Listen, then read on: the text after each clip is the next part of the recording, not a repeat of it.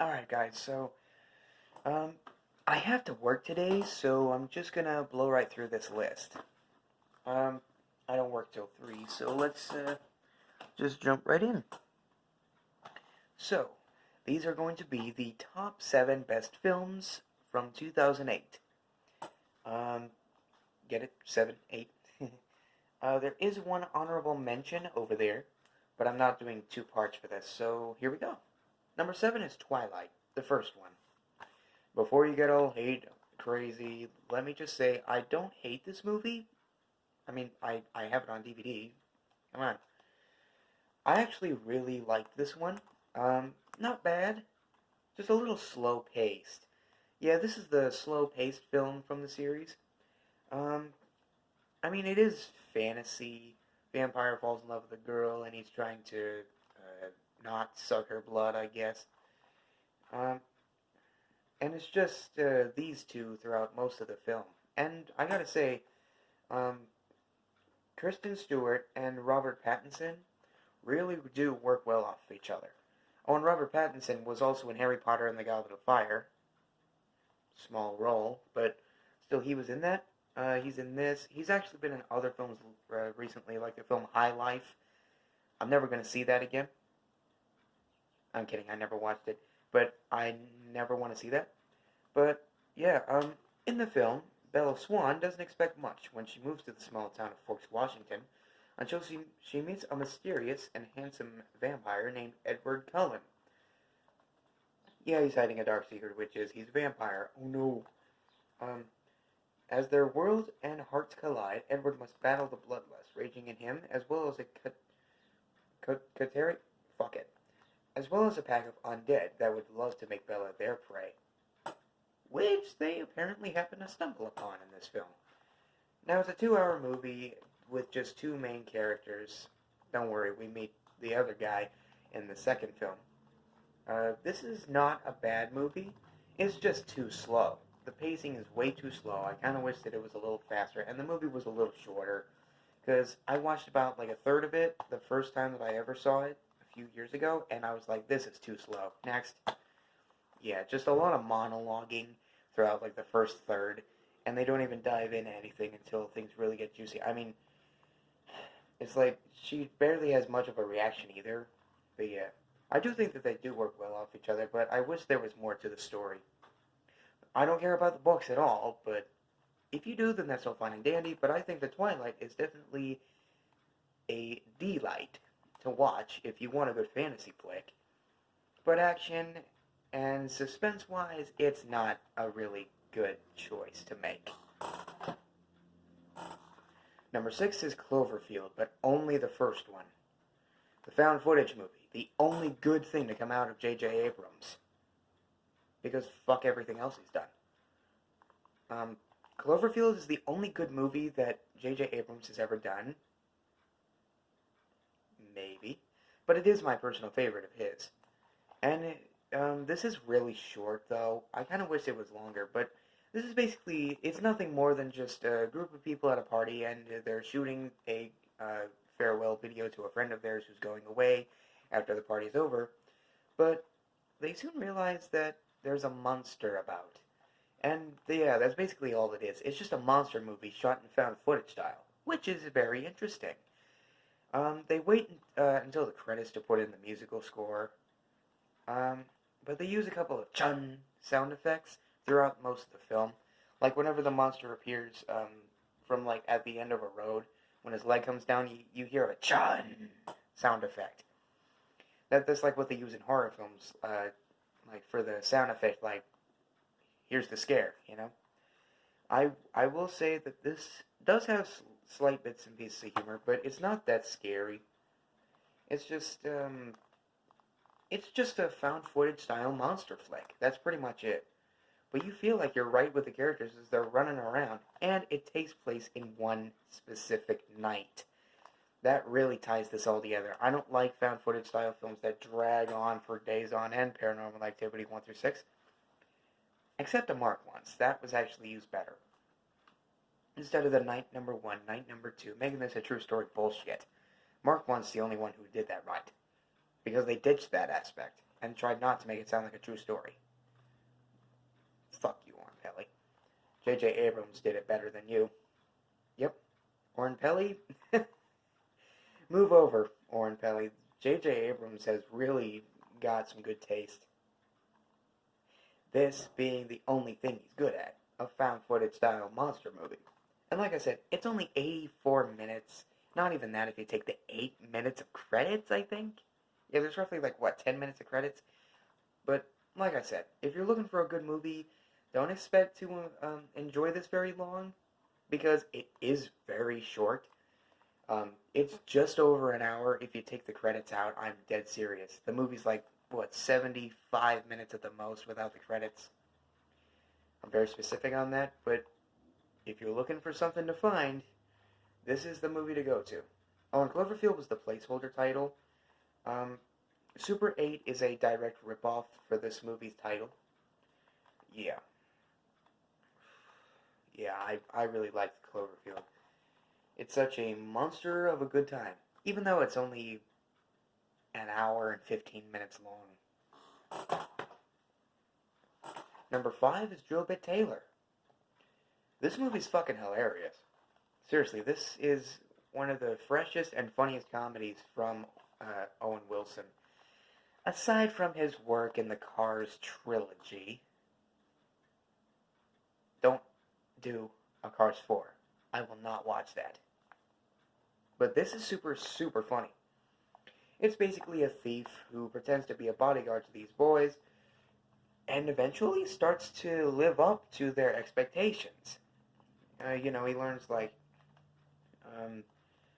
he can't just do it for money or anything like that. He's got to do this because he took the job, so these kids are just wanting to get what they paid for, their bodyguard services.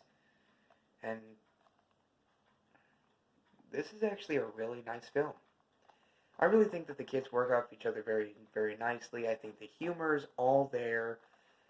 A lot of humor. This movie's very funny, like I was saying. Very good time for me.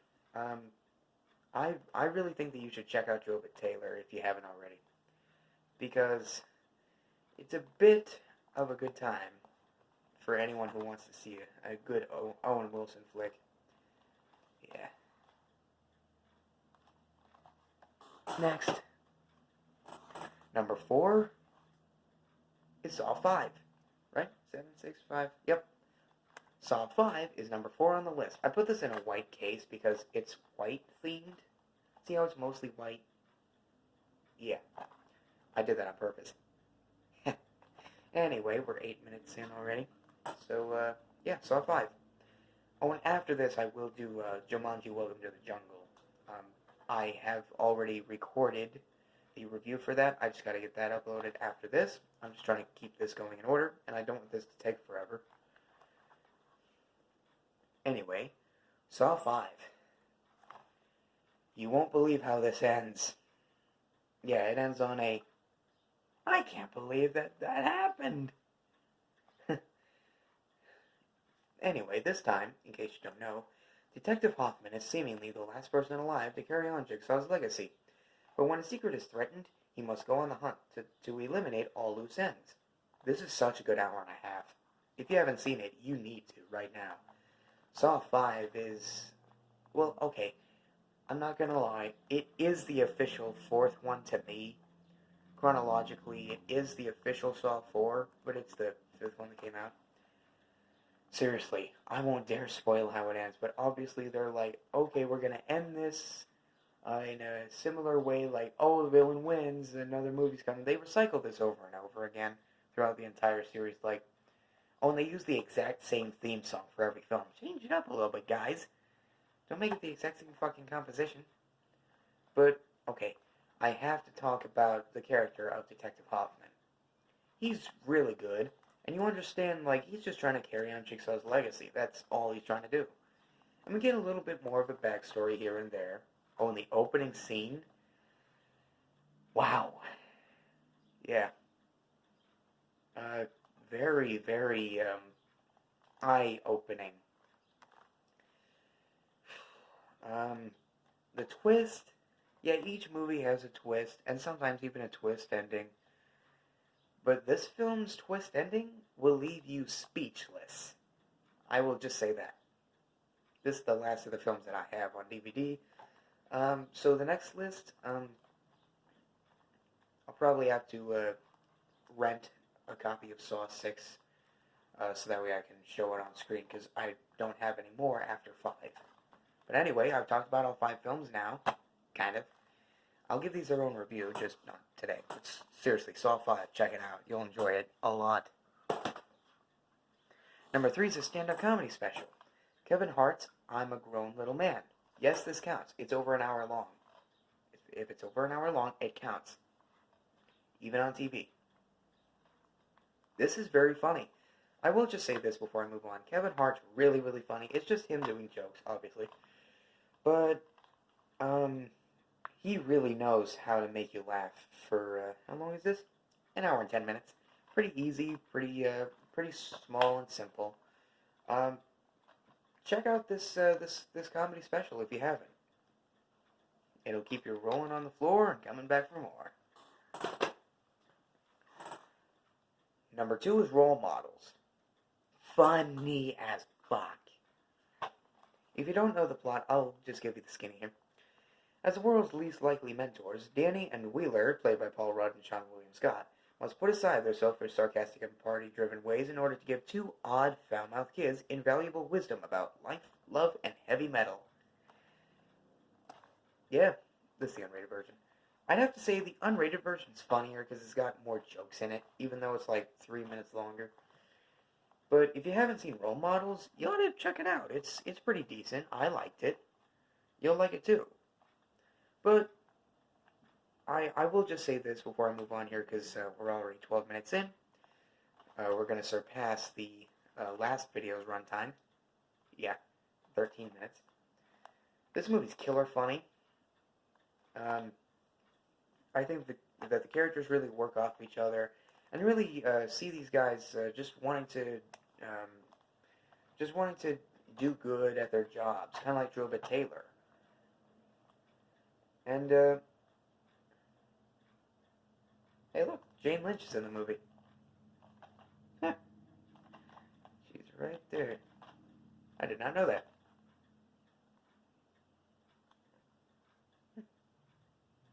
Completely forgot that she was in this. Anyway.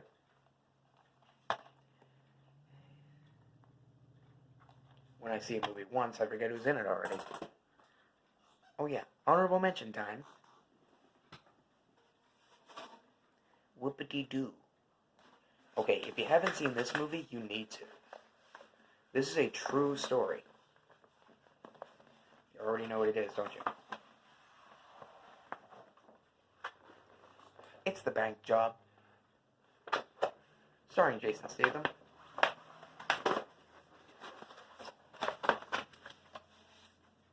Yet, it's the true story of a heist gone wrong in all the right ways. A lot of seriousness in that movie. It's very well developed. I think the writing was good. And I like how it stays true to the events instead of writes in more bullshit that didn't happen, like other films did. Devil's Not. Jason Statham really knew what he was doing in that movie. Seriously, he has a really good role as, I forget his character's name, but The Bank Job, check that one out. Yeah. It's one of his best. I will give these films their own review. That's why I don't talk about them too much. But now, let's get on with number 1. Now, the number 1 best film of 2008 is... This one's really, really short, but I found it pretty nice. The sequel is the exact same thing, though. It's Brendan Fraser's version of, the only version that I like, Journey to the Center of the Earth. Yeah. Now, I used to say that this movie sucked. Real hard. Oh, and by the way, yes, this came out in 2008. It just says 2007 on here for some reason. Oh, there's the 8. Anyway. I think that the movie's way too short. But this is a nice little family adventure. It's a It's a man and I think his nephew, I think, and their guide, ending up across the center of the Earth. Hence the name Journey. But they don't really journey to it. They more fall into it and then realize that things are heating up, literally. The temperature is rising and they gotta get out of there before they end up dying down there. Stuck down there forever. So it should be called Escape from the Center of the Earth. That's pretty much what it is. But I like it. The effects, when there are effects, they're decent. I think the movie's actually pretty interesting. Brendan Fraser in the movie's pretty good.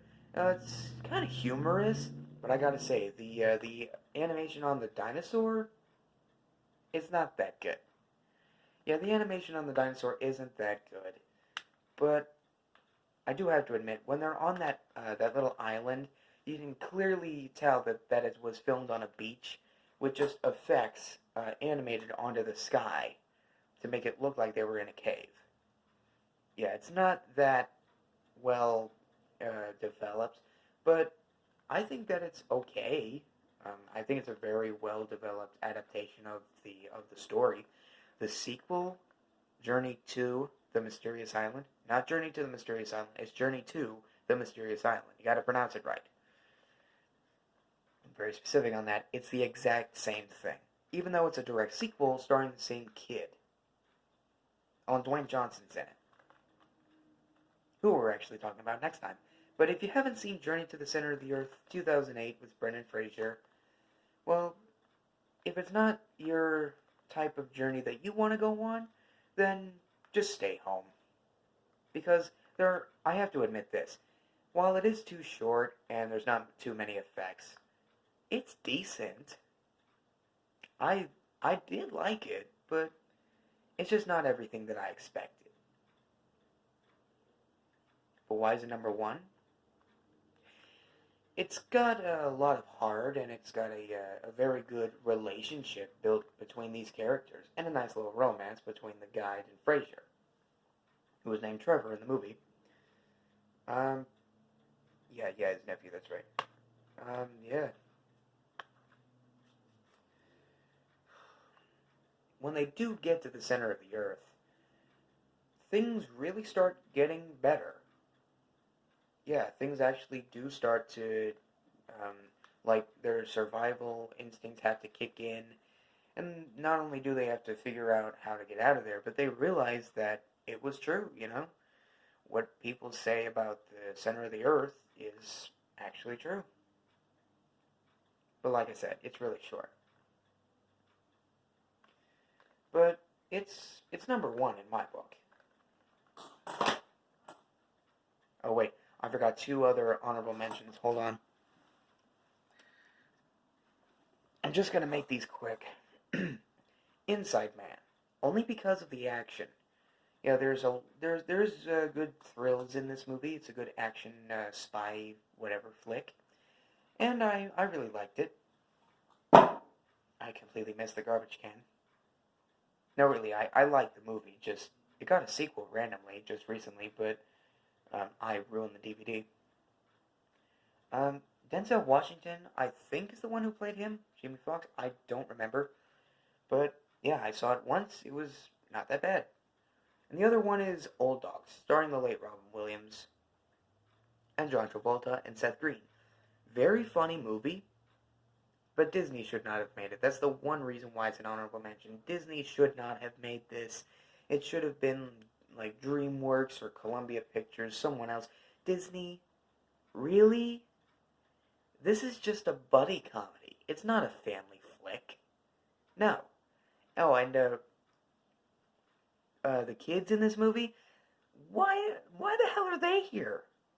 Why are they even in this? They don't do much. They don't contribute to the story that much, other than they're just kids.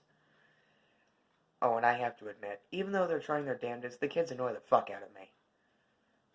Don't hate me for that. I don't hate the actors, the kid actors who play them. Just, they get on my nerves so quick. But Robin Williams and John Travolta really work well off each other. Damn it, I still missed. Seth Green, you don't really need him, but when he is in the movie, it's pretty good. It's funny. I enjoyed it a lot.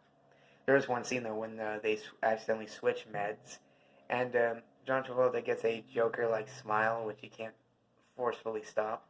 So that's kind of cool. Nice little Joker reference. And Robin Williams' character has a swollen tongue.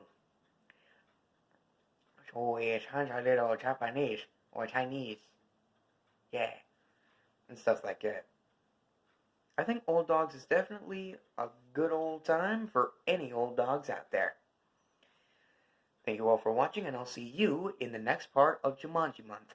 Wow, we are really late in the month for this.